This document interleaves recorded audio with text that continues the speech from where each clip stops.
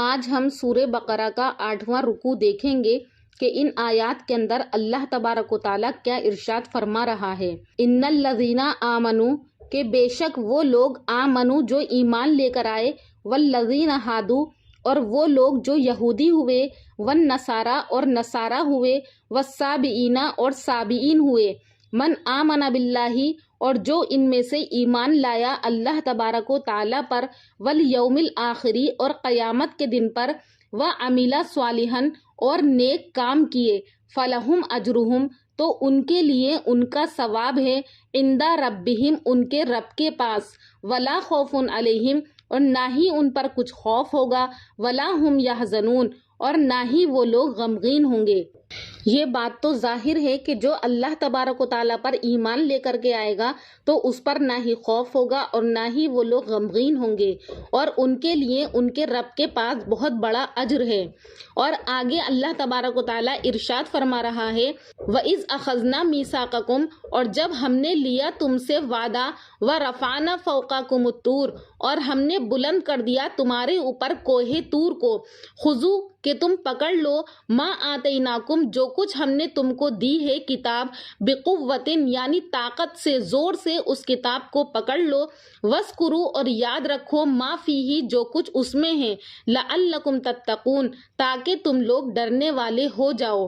اس آیت کے اندر یہی بتایا گیا ہے کہ جب موسیٰ علیہ السلام کوہ طور پر توریت لے کر کے آئے اور واپس آ کر آپ نے اپنی قوم کو وہ کتاب سنائی، یعنی توریت کے احکام سنائے، تو ان کے لوگوں نے یہ کہا کہ ہم سے جو ہے اس کے احکام ادا نہیں ہوں گے کیونکہ یہ سخت ہیں۔ تو اس وقت ان لوگوں نے بالکل ہی صاف انکار کر دیا تھا کہ ہم اس کے احکام کو ادا نہیں کر سکتے۔ تو پھر اللہ تبارک و تعالیٰ نے فرشتوں کو حکم دیا کہ کوہ طور کا ایک بڑا ٹکڑا اٹھا کر ان کے سروں پر معلق کر دو، یعنی ان کے سروں پر لٹکا دو کہ یا تو یہ اس کتاب کے احکام کو مانے ورنہ ان پر یہ پہاڑ گرا دو۔ آخر چار نہ چار بنی اسرائیل کو اس کتاب تورات کے حکموں کو ماننا ہی پڑا۔ تو اسی بات کو اللہ تبارک و تعالیٰ نے اس آیت کے اندر بیان کیا ہے۔ پھر آگے اللہ تعالیٰ فرما رہا ہے کہ ثم تولیتم من بعد ذالک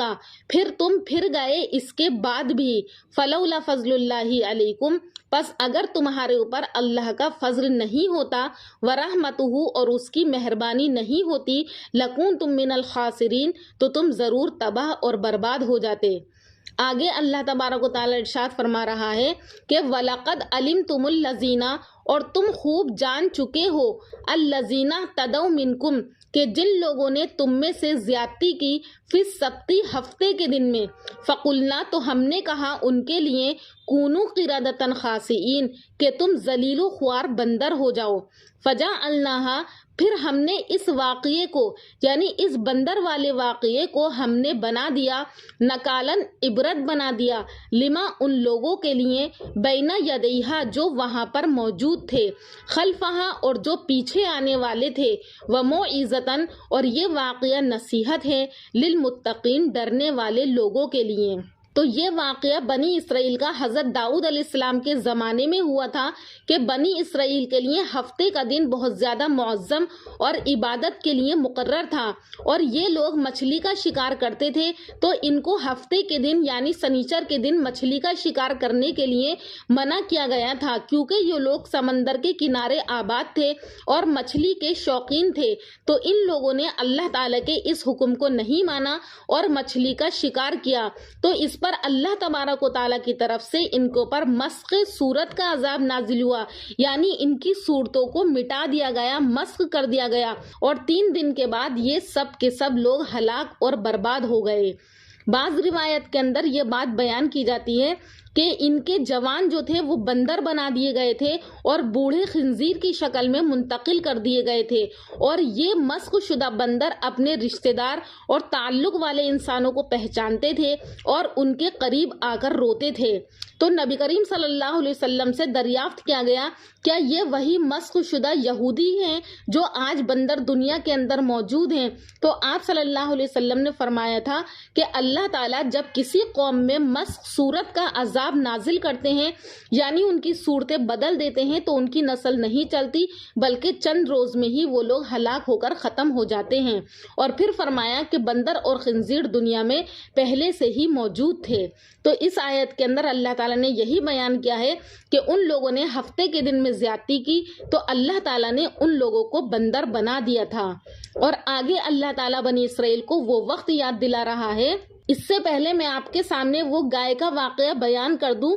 کہ جس واقعے کا ذکر آگے آنے والی آیت کے اندر ہو رہا ہے تاکہ آپ کو اچھے سے سمجھ میں آ جائے۔ ان آیات کے اندر جو ہے ایک بہت ہی اہم اور شاندار قرآنی واقعہ بیان کیا گیا ہے اور اس واقعے کی وجہ سے ہی قرآن مجید کی اس سورت کا نام سورہ بقرہ یعنی گائے والی سورت رکھا گیا ہے۔ اس کا واقعہ یہ ہے کہ بنی اسرائیل میں ایک بہت ہی نیک اور صالح بزرگ تھے اور ان کا ایک ہی بچہ تھا جو نابالغ تھا اور ان کے پاس صرف ایک گائے کی بچیا تھی۔ ان بزرگ نے اپنی وفات کے قریب اس بچیا کو جنگل میں لے جا کر ایک جھاڑی کے پاس یہ کہہ کر چھوڑ دیا کہ یا اللہ میں اس بچیا کو اس وقت تک تیری امانت میں دیتا ہوں کہ جب تک میرا بچہ بالغ ہو جائے۔ اس کے بعد ان بزرگ کی وفات ہو گئی اور بچیا چند دنوں میں بڑی ہو کر درمیانی عمر کی ہو گئی اور بچہ جوان ہو کر اپنی ماں کا بہت ہی فرما بردار اور انتہائی نیک بچہ بنا۔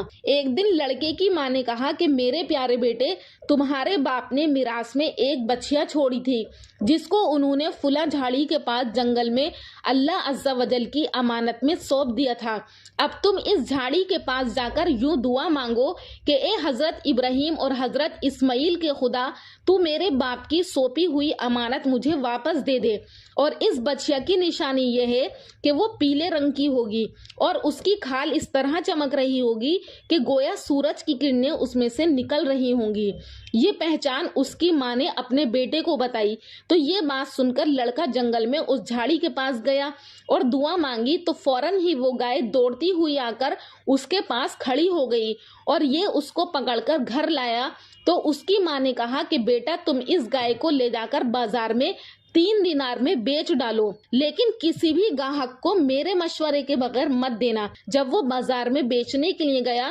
تو بازار میں ایک گاہک آیا جو کہ در حقیقت اللہ کا فرشتہ تھا۔ تو اس نے کہا کہ میں گائے کی قیمت 3 دینار سے زیادہ دوں گا مگر تم اپنی ماں سے مشورہ کیے بغیر یہ گائے مجھے بیچ دو۔ لیکن لڑکے نے کہا کہ تم مجھے اس کی کتنی بھی قیمت دو مگر میں اپنی ماں سے مشورہ کیے بغیر گائے آپ کو ہرگز نہیں بیچوں گا۔ تو لڑکے نے ماں سے آ کر اپنا ماجرا بیان کیا تو اس کی ماں نے کہا کہ یہ گاہک شاید کوئی فرشتہ ہو، تو اے بیٹے تم اس سے مشورہ کرو کہ ہم اس گائے کو ابھی بیچیں یا نہیں بیچیں۔ تو اس لڑکے نے بازار میں اس گاہک سے مشورہ کیا تو اس نے کہا کہ ابھی تم اس گائے کو مت بیچو، آئندہ اس گائے کو حضرت موسیٰ علیہ السلام کی قوم کے لوگ خریدیں گے تو تم اس گائے کے چمڑے میں سونا بھر کر اس کی قیمت ان سے طلب کرنا تو وہ لوگ تمہیں اتنی ہی قیمت دے کر کے جائیں گے۔ اور ادھر بنی اسرائیل میں تھوڑے ہی دنوں کے بعد ایک بہت مالدار آدمی کا قتل ہو گیا۔ اس کو اس کے چچا کے دونوں بیٹوں نے قتل کر دیا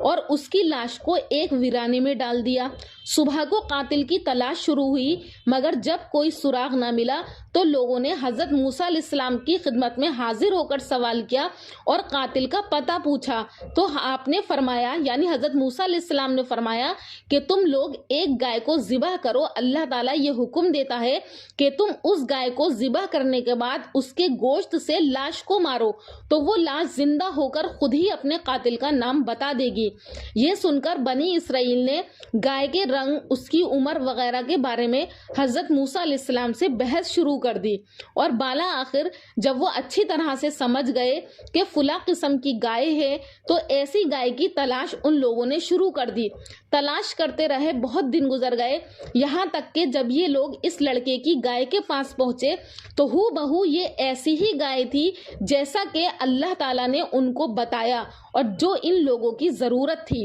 چنانچہ ان لوگوں نے گائے کو اس کے چمڑے میں بھر کر سونا اس کی قیمت دے کر خریدا اور ذبح کر کے اس کی زبان یا دم کی ہڈی سے مقتول کی لاش کو مارا۔ جو انسان مرا ہوا تھا اس کی لاش کو مارا تو وہ زندہ ہو کر بول اٹھا اللہ تعالیٰ کے حکم سے کہ میرے قاتل جو ہیں وہ میرے چچا کے دونوں لڑکے ہی ہیں جنہوں نے مجھے میرے مال کے لالچ میں مجھ کو قتل کر دیا۔ تو یہ بات بتا کر وہ آدمی پھر دوبارہ سے مر جاتا ہے۔ بس اسی واقعے کو ان آیات کے اندر بیان کیا گیا ہے کہ اللہ تبارک و تعالیٰ نے جب بنی اسرائیل کو گائے ذبح کرنے کا حکم دیا تو بنی اسرائیل نے سوال پہ سوال کیے۔ تو چلیے اب ان آیات کا ترجمہ دیکھتے ہیں، اب انشاءاللہ اچھے سے سمجھ میں آ جائے گا۔ اللہ تبارک و تعالیٰ ارشاد فرما رہا ہے کہ وَإِذْ قَالَ مُوسیٰ، اور جب کہا موسیٰ علیہ السلام نے لِقَوْمِهِ اپنی قوم سے کہ ان اللہ یامرکم، یعنی اللہ تعالیٰ تم کو حکم دیتا ہے